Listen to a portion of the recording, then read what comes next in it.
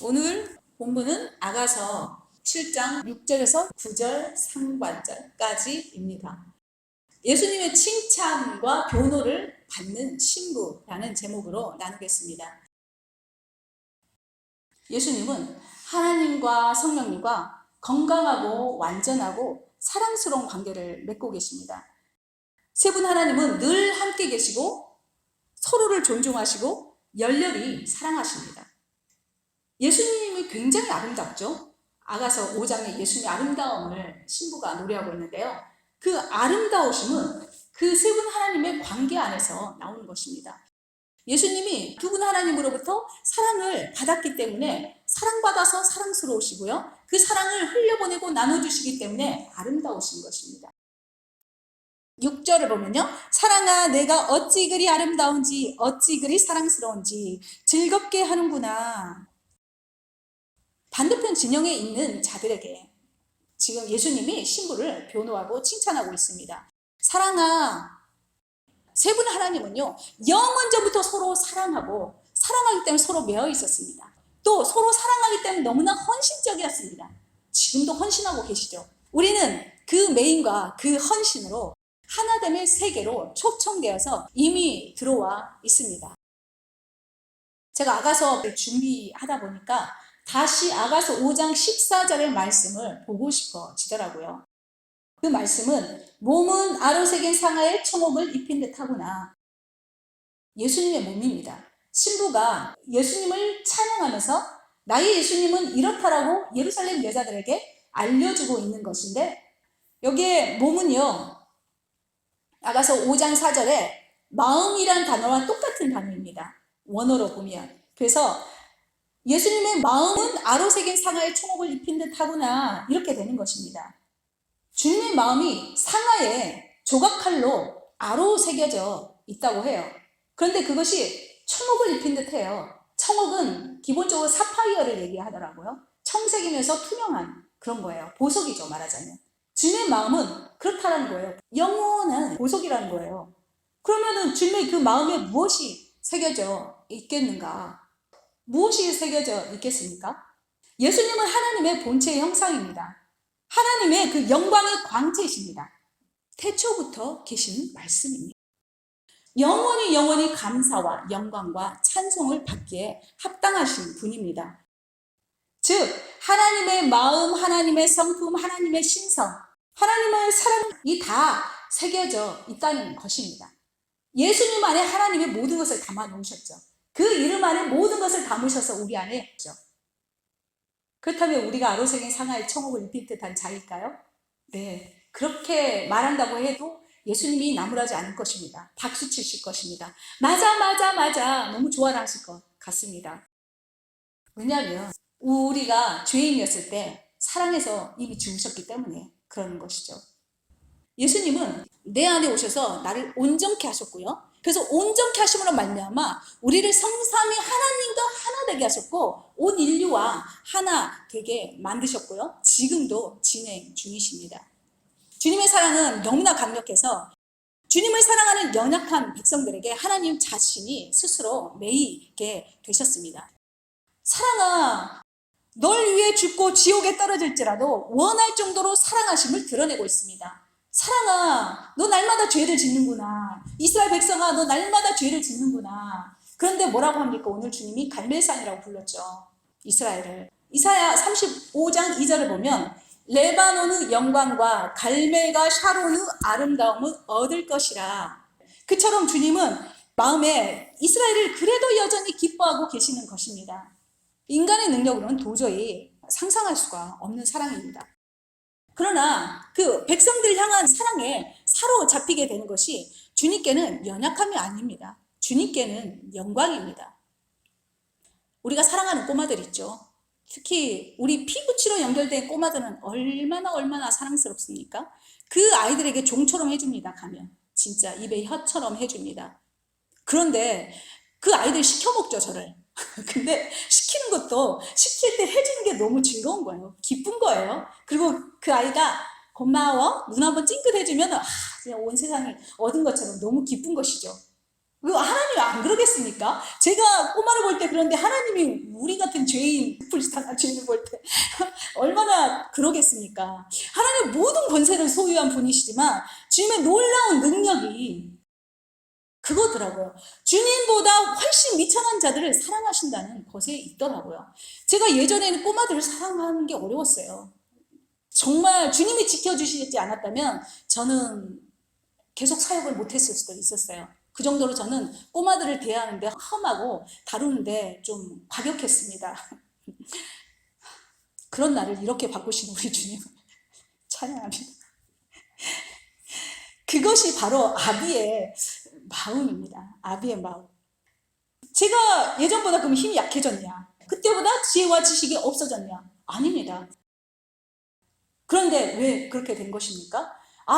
주님을 알다 보니까 낮아지는 것이 너무 괜찮은 것입니다. 괜찮더라고요. 행복하더라고요. 경쟁이 없어지더라고요. 경쟁이.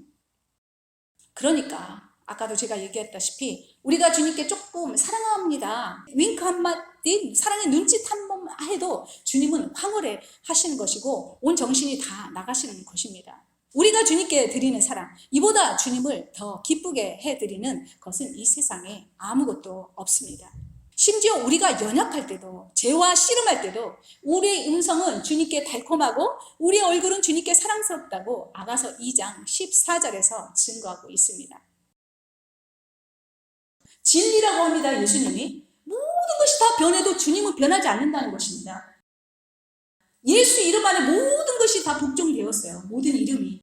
그 누구도 사람도 어떤 상황도 나라도 민족도 그 이름들은 믿을 수가 없다는 것입니다. 오직 예수님만 믿을 수 있다는 것입니다. 예수님은 하나님의 사랑이세요. 예수님이 생명이에요. 예수님은 생명의 빛이라고 하죠. 빛이 사라지면, 예수님이 사라지면 모든 것이 사라집니다. 색채 세계에서요, 빛이 사라지잖아요. 그러면 색채는 없는 것입니다. 색은 존재하지 않는 것으로 말합니다. 그래서 빛이 비치면 있어서 그 색이 아니라 빛을 반사해서 나오는 것이 색이에요. 빛을 반사해서 우리가 바라보는 게 그게 그 색입니다. 그래서 예수님이 비치지 않으면 그 색은 반사될 수가 없다는 것입니다. 예수님은 빛입니다. 생명입니다. 하나님 사랑입니다. 그래서 온 세계는 예수님의 생명 외에는 다 죽음이라는 것입니다. 어둠이라는 것입니다. 예수님 없어지면요, 모든 건물, 사람, 존재된 모든 것들은 다 사라진다는 것입니다. 우주도 스탑하고요, 없어진다는 것입니다. 하나님께서는 선지서들에 거듭거듭 예언해 놓으셨습니다. 성령을 주셔서 굳은 마음을 제거하시고 부드러운 마음을 주어서 너와 내가 하나가 되게 만들겠다고 그렇게 말씀하셨죠. 이것은 하나님의 소망이고 꿈이고 뜻이었습니다. 영원전에 세우신 뜻이었습니다. 이 뜻은 영원전에 세우셨죠. 누가복음 3장 16절에 보면요, 그는 예수님은 성령과 불로 너에게 칭례를 주실 것이요. 예수님이 승천하신 후요, AD 33년 마가다락방에서 오순절에 이 말씀이 성취가 되었습니다. 사도행전 2장 3절을 보면요, 불우 혀같이 갈라지는 것이 저희에게 보여 각 사람 위에 임하여 있더니. 믿음의 선진들은 보지 못하고 죽었어요. 이것을 너무나 원했지만은 믿음으로 받았던 그것, 하나님의 사랑이 내 안에 들어오는 그 사건, 성령님은 믿는 우리에게 주님의 불타는 사랑으로 침례를 베푸셨습니다. 로마서 5장 5절, 소망이 우리를 부끄럽게 하지 아니함은 우리에게 주신 성령으로 말미암아 하나님의 사랑이 우리 마음에 부은 바 됨이니. 하나님은 이 날을 얼마나 기다리셨을까요? 성령님은 우리의 모든 더러운 것들을 소멸하는 불이십니다.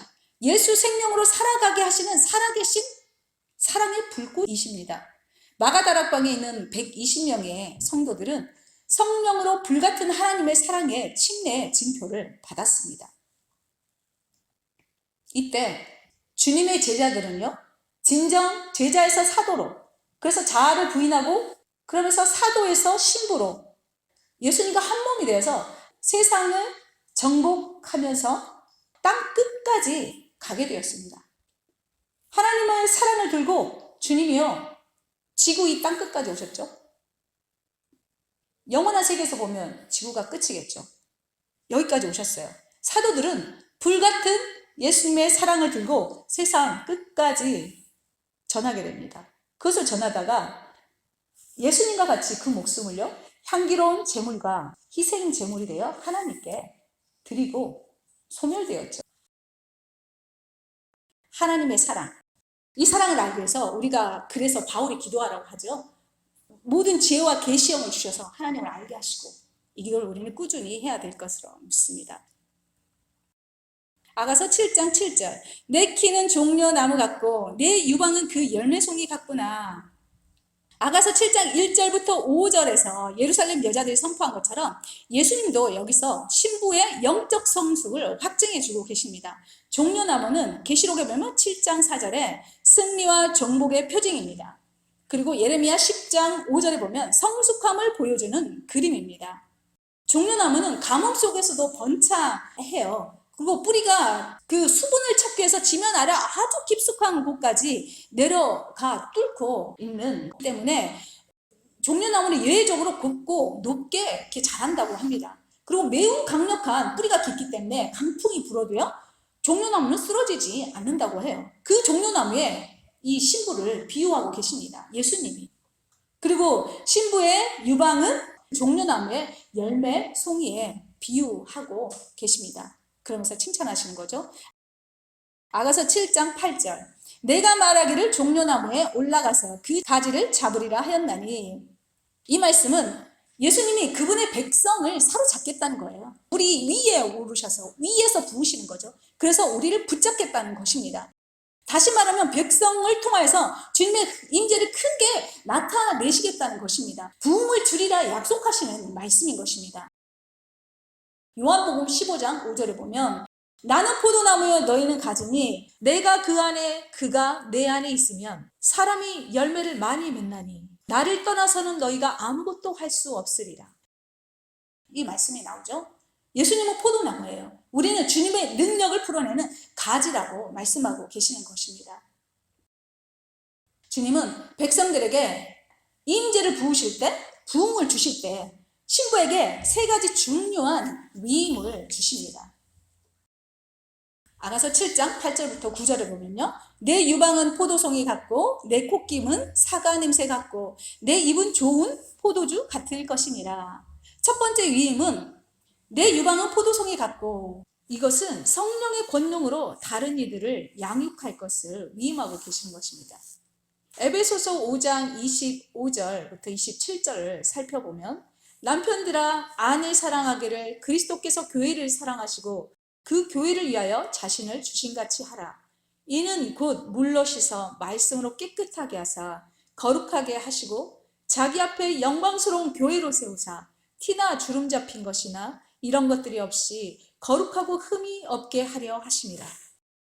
아가서에서 신부가 주님을 찾을 때 주님은 항상 백합화 가운데에 계셨습니다. 거기에서 양떼를 지키며 양떼를 양육하고 계셨습니다. 자신의 목숨을 내어놓는 목양을 하고 계십니다.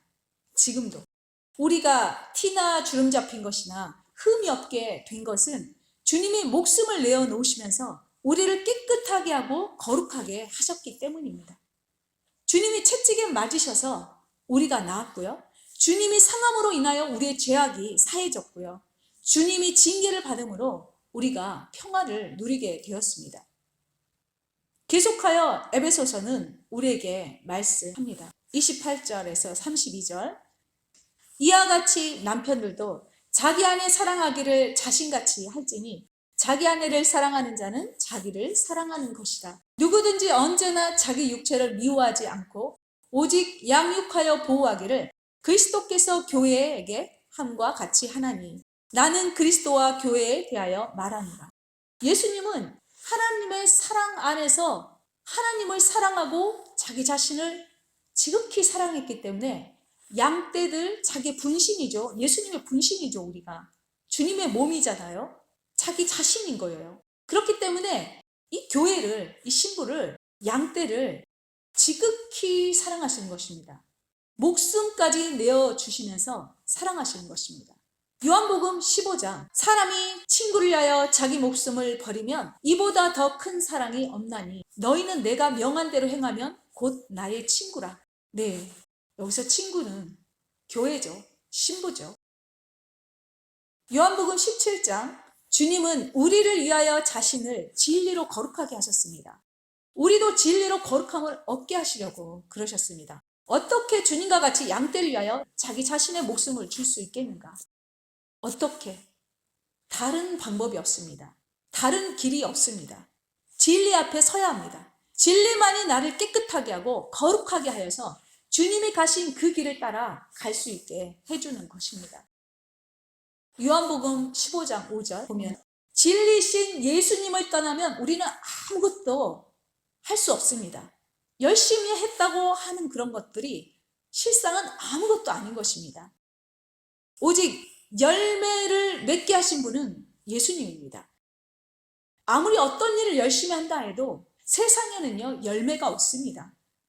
세상은 마귀의 것이기 때문에 거기서는 열매가 절대 맺혀질 수 없습니다.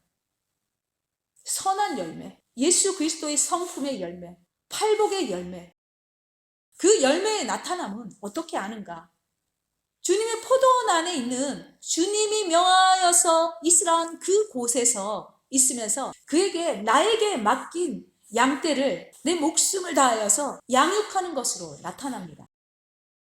두 번째 위임은 내 콧김은 사과 냄새 같고 콧김은 호흡을 얘기하고 있습니다. 성령과 동행하면서 열매 맺는 내면의 삶을 말하고 있습니다. 그 내면의 삶에서 우러나오는 사과 냄새의 그 활력으로 인해서 사람들을 생기 있게 불어넣어 줄 것을 위임하고 계시는 것입니다. 아가서 2장 3절에서도요, 예수님이 그의 백성들에게 사과 냄새로 활력을 부어 주시는 일이 있었죠. 제자들에게도 하신 일이 그 일이셨었어요. 잠언 25장 13절 충성된 사자는 그를 보낸 이에게 마치 추수하는 날의 얼음 냉수 같아서 능히 그 주인의 마음을 시원하게 하느니라. 주님은 충성이십니다. 충성하는 마음으로 충만하십니다. 주님의 충성은 추수하는 날의 얼음 냉수 같아서 하나님의 마음을 시원케 해드린다고 증거하고 있습니다. 가뭄 날의 단비같이, 더운 날의 그늘같이 박넝쿨의 잎사귀로 요 날을 시원하게 해주신 주님이십니다. 허기지고 지친 엘리야에게 떡과 음료를 가져다 주셔서 시원케 하시고요, 소생시켜 주시는 분이 주님입니다. 우리의 주님입니다. 아가서 2장 5절 너희는 건포도로 내 힘을 돋고 사과로 나를 시원하게 하라. 내가 사랑함으로 병이 생겼습니다. 신부는 주님이 자신을 시원케 하시는 분이라는 것을 잘 알고 있습니다. 주님의 입에서 나오는 말씀으로 자신의 두려움과 주저함과 나약함들을 돌파해서 주님의 성품에 참여케 해달라고 간구하고 있습니다. 이제 나에서 벗어나서 주님과 친밀함 속으로 들어가고 싶다고 2장에서 간구했었죠. 그 간구 안에서 여정을 왔죠. 이제 7장에 와서 신부는 그 양떼들을 시원케 해서 주님을 시원케 하는 콧김 사역을 위임받을 만큼 성숙했다는 것을 알 수 있습니다. 세 번째 위임은 내 입은 좋은 포도주 같을 것이니라. 예수님은 신부의 입이 성령님의 최고의 포도주 같을 것을 위임하고 계십니다. 이것은 신부의 입에서 나오는 고백을 뜻하고 있습니다. 진리의 고백이죠. 예수님을 사랑한다는 진리의 이 고백은 하나님과 나의 최고의 친밀함을 풀어주는 열쇠입니다. 고백, 언약입니다. 그래서 우리 입술의 고백은 정말 주님과 친밀함을 풀어주는 열쇠 중에 열쇠입니다. 하나님께서요, 가장 최고로 기뻐하시는 그 포도주가 있습니다. 그것은 바로 우리와 친밀감을 나누는 그 포도주입니다. 그것을 주님 또한 너무나 열망합니다. 그렇기 때문에 아가서를 기록하신 것입니다. 우리와 예수님의 친밀함의 관계는 어디까지 미치느냐? 만물을 회복하는 곳까지 미치고 열방을 구원하는 곳까지 미치기 때문에 그렇습니다. 우리 안에서 예수님에 관한 모든 것을 알려주시고 예수님 때문에 일하시는 성령님의 최고의 역사는 우리와 예수님의 친밀감입니다. 친밀감을 풀어주시는 일이 성령님의 최고의 역사입니다.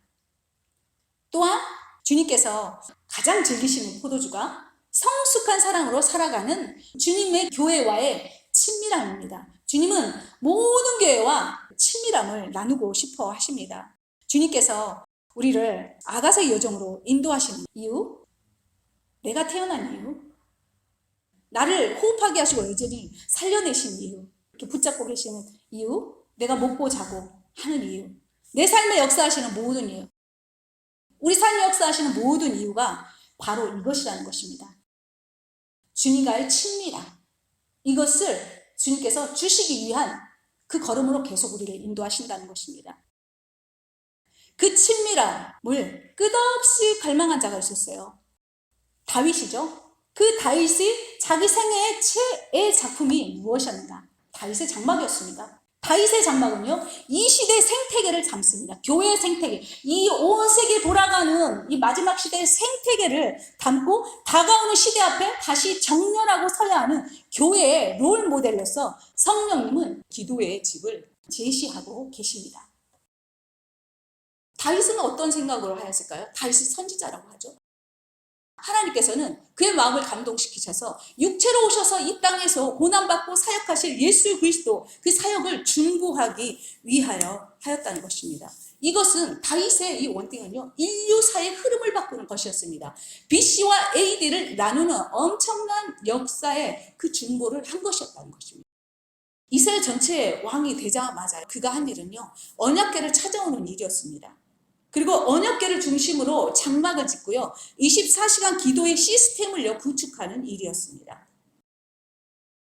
다윗의 이거 시편 27편에 원띵이 나와요. 원띵 메시지가 나오는데요. 내 여호와 내 사랑하는 자를 위해서 내 평생에 그 전에서 여호와를 앙망하며 그를 사랑하고 사모하는 그 일만을 내가 원하노라 라고 다윗은 선포하고 있습니다. 이 원띵의 메시지는요, 기도의 집의 핵심 메시지입니다. 그리고 기도의 집은 원띵하기만을 위하여서 세상에서 구별하여서 주님께서 세워놓으신 교회입니다. 교회는요, 신부의 집입니다. 교회는 동시에 신부이죠. 저와 여러분은 영원한 신부로 부르심을 입은 자들입니다. 또 교회는 만물 위에 두셨습니다. 세상의 모든 권세와 권위보다 더 높은 위치에 있는 기관이라는 것입니다. 그 기관의 그 교회의 머리는 예수 그리스도이십니다. 교회는 만물 가운데서 만물을 충만하게 하시는 예수 그리스도의 충만합니다. 교회는요, 예수님과 한 몸이 되어서 이 땅에 하나님의 공의를 실현하는 나라입니다. 교회를 세우지 않는 신부는요, 신부가 아닙니다. 에스겔 36장 37절을 보면 기도의 본질에 대해서 나옵니다. 나 여호와가 말하노라. 그래도 내 백성이 이와 같이 이루어달라고 나에게 구하여야 할지니라. 예수님은 완전한 하나님이세요. 말 한마디면 모든 것이 해결이 되죠. 그런데 예수님은요, 새벽 미명에 나가서 기도하셨고 또 밤이 새도록 밤이 맞도록 또 기도를 하셨어요. 겟세마네 동산에서 죽을 힘을 다해서 기도를 하셨어요. 왜일까요? 땅에서 올리는 기도가 필요하였다는 것입니다. 마태복음 16장 19절을 보면 내가 천국 열쇠를 내게 주리니 내가 땅에서 무엇이든지 매면 하늘에서도 매일 것이요 내가 땅에서 무엇이든지 풀면 하늘에서도 풀리리라 하시고, 기도란 단순히 내 생각과 내 소원을 이루는 것만이 아니라 하나님의 구원의 역사를 이루는 길이라는 것을 알 수 있습니다. 우리같이 연약한 자에게, 네, 그렇습니다. 우리같이 연약한 자에게, 사랑하는 자의 연약한 기도 한마디는 하나님의 마음을 움직이는 것입니다. 우리의 연약하고 짧은 상한 마음 하나는요, 하나님의 눈물 짓게 하는 것입니다. 우리가 기도할 때 우리가 너무나 작은 자예요. 하나님 볼 때는 정말 태어나지도 않는 어린아이 같을 수 있어요. 그렇지만 어린아이의 비명 한마디에 하나님은 동력하시는 것입니다. 하나님은 우리 기도를 통해서요, 이 땅에 하나님의 뜻을 펼치십니다. 하늘에서 이루어진 뜻이 이 땅에 이루어지도록 하기 위해서 우리의 이 땅에서 올리는 소리가 필요하다는 것입니다. 우리 안에 죄악을 제거해 달라고, 놀라운 회개의 역사가 일어나게 해달라고, 폭발적인 성령의 역사가 이 공간 가운데, 교회 가운데, 대한민국 교회 가운데 다시 한번 그 기도의 불이 붙여지게 해달라고. 그래서 향로를 들고 그 향로가 가득 찼을 때 지성소로 대제사장이 들고 들어가는 것입니다. 그것이 가득 찰 때 또 계시록을 보면 땅에 풀죠. 하나님께서 우리의 기도는 악인을 멸망시키고 선인을 하나님께 올리는 기도라는 것입니다. 다윗의 33년의 원띠, 그가 들어가서 성전에서 주님을 예배합니다. 또한 예배자를 세웁니다. 그래서 24 반차를 따라서 예배가 끊어지지 않게 24시간을 33년을 주님을 예배합니다. 다윗은 레이지파를 24 반차로 나눠서요, 시를 지어서 노래하고요, 악기를 만들어서 찬송하게 하고요, 말씀을 낭독하여서 기도를 하였습니다. 33년간요 국가적인 제단으로 웅장하고 거대하고요 지속적으로 드렸다고 역대상은 기록하고 있습니다. 아모스 9장 11절, 그날에 내가 다윗의 무너진 장막을 일으키고, 사도행전 15장 6절, 그 후에 내가 와서 다윗의 무너진 장막을 다시 지으며. 하나님은 마지막 때 지금 다윗의 장막을 세우고 계십니다. 18세기 초에 처음으로 진젠도르프 백작과 모라비안 그 성도들을 통하여서 하나님은 24시간의 기도의 집을 시작하십니다. 20세기 초부터는요, 여기저기 세계 곳곳에서 세워지고 있습니다. 모든 종류의 기도의 집이 있습니다. 24시간 정말 온전한 예배 가운데 가는 기도의 집도 있는가 하면 1인으로 릴레이로 해서 24시간 기도를 유지해 가는 그런 기도의 집도 있습니다. 정말 작게 크게 얼마나 많은 기도의 집이 있는지 모르겠습니다. 주님과의 친밀함, 그리스도의 운명적인 부르심입니다. 극상품 포도나무에 그 열매를 맺는 그 삶, 주님께서 원하시는 성숙한 열매 맺는 그 삶으로 가기까지, 계절과 상관없이 늘 푸르른 무화과 열매를 맺는 삶으로 가기까지, 이것을 성취하시기 위한 하나님은 마지막 때 다윗의 장막을 세우고 계십니다. 이 마지막을 기다리는 시대에 우리가 태어났지 않습니까? 또 온 가족 중에 우리가 먼저 구원을 받아서 여기까지 와 있죠. 또 열방 중에서 선교 선진국이라는 한국, 대한민국에 태어났습니다. 그런 우리에게 분명한 부르심이 있다는 것입니다. 종말의 의식 속에서 사는 자는 기도의 집을 세울 것입니다. 주님은 우리 모두를 주님만 바라보는 삶, 주님과의 친밀함, 원띵하는 그 삶으로 지금 부르고 계십니다. 얼마나 참 멋진 인생인가, 얼마나 위대한 여정인가. 기도하시겠습니다.